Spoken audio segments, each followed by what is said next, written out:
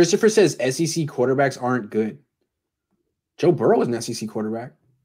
Dak Prescott was an SEC quarterback. How do you generalize this? Yeah. What? I mean, I understand the Alabama thing, but it also applies to places like USC and Ohio State. There's plenty of examples of quarterbacks coming from the SEC. People used to write off the Big 12 quarterbacks, and that's why Patrick Mahomes fell to 10. Honestly, that was the main thing. Quarterback, yeah. Never been done. No defense in the Big 12. All of his numbers and highlights don't count. Everything he does it. His arm strength, his mobility, doesn't matter. Big 12. The Big 12, sorry. Honestly, I fell into that. The funny thing is, yesterday's game reminded me of watching Texas Tech Patrick Mahomes. No protection, just running around everywhere, making crazy throws. Yes. The guys are just dropping it. That's how he played at Texas Tech, and it was ridiculous then too. People just didn't recognize it. And what he said, which was interesting, is like, yeah, people held the Big 12 against me, but the way I always looked at it is I was always in shootouts. I was always having to come from behind. So in that sense, it did prepare me for the NFL. I thought that made a lot of sense. I mean, when he's down 20 in the second half, he's like, man, I've been in this position so many times. I know I'm going to come back. I've been doing it since I was 19. So I thought that was interesting. Yeah. He had a ton of passing reps too. Yeah, which is more important than, as we've learned, going to the Big Ten and handing off for 2 years like CJ did. Okay, District 13 says, shout out to them Niners. Shout out to the Niners Nation posters that fought me for weeks over Brady and how Jimmy is better.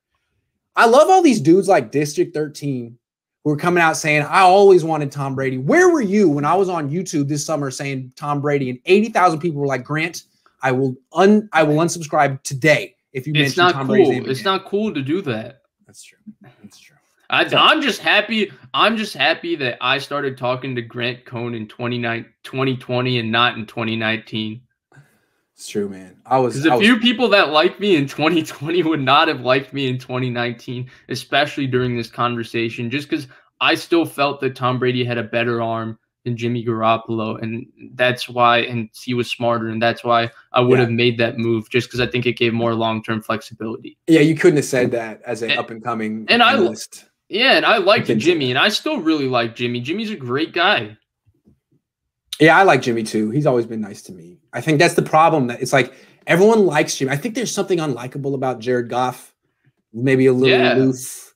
I don't know what it is. There is something with Jimmy where you got to say, in spite of all the things he's gone through, like Richard Sherman has no reason to stick up and be complimentary of Jimmy Garoppolo at this point. That's not his job anymore. And he still went out of his way to do it. And it's just, he is likable. And that's a really good thing in life in general. You know who else loves Jimmy Garoppolo and vouches for him endlessly? Bill Belichick. Yeah. Bill Belichick. I mean, Bill Belichick only speaks of him in the highest terms. And you listen to when Jimmy talks of Bill Belichick, he reminds me of you, Vish. He's very well raised, and he's very deferential. I mean, he respects Bill Belichick. He's coach, and he doesn't respect Kyle in the same way because he's not Bill Belichick, but he's still respectful to Kyle. He's very, very. You could tell that he is close to his parents, loves his parents, respects his parents, was well raised. I know exactly what you're talking about. Hey, Coach used to tell us that we got to do this, so we used to just follow Coach. Coach used to help us out a lot. Coach used to do this. That's how we talk about Bill Belichick. Even with Kyle, it's. I think one thing that he does do really well, and it's such a small thing, it's really not a big thing. It has nothing to do with his plays. He handles the press conference like a pro, and he does it in an elite way. And sometimes it sucks for you, Grant, as someone that has to cover him. But in terms of what he does for his teammates and stuff, he always finds a way to mention how great Kyle Shanahan is, how great his offensive line is, how great his running back is, how great the opposing team is. Yeah. No, for the opposing team, they got a good group. They're fast. They fly around. Yeah. So he goes, those are his go-tos. But even with Kyle, he goes out of his way. Hey, Kyle and those guys, they just do such a great job of really simplifying it for us, and we just go execute it. So he's just got a really nice way about him, and I understand why people like him.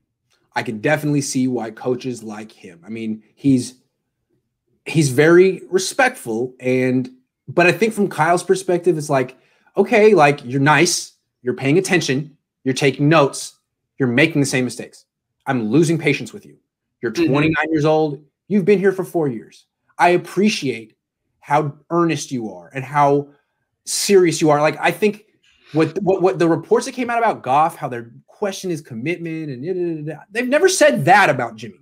I think the reason that came out is because Goff went with the Mike Silver, and him and his agent put out the piece that that Goff wanted to go somewhere where he wanted to be, and McVay's system was played out and got out, and he stayed with Goff. Yeah, I think that's like, well, actually we don't like on Jared your Goff. Mobility. We don't like your commitment. We don't like your accountability. Like, oh, we don't think you're good. Damn.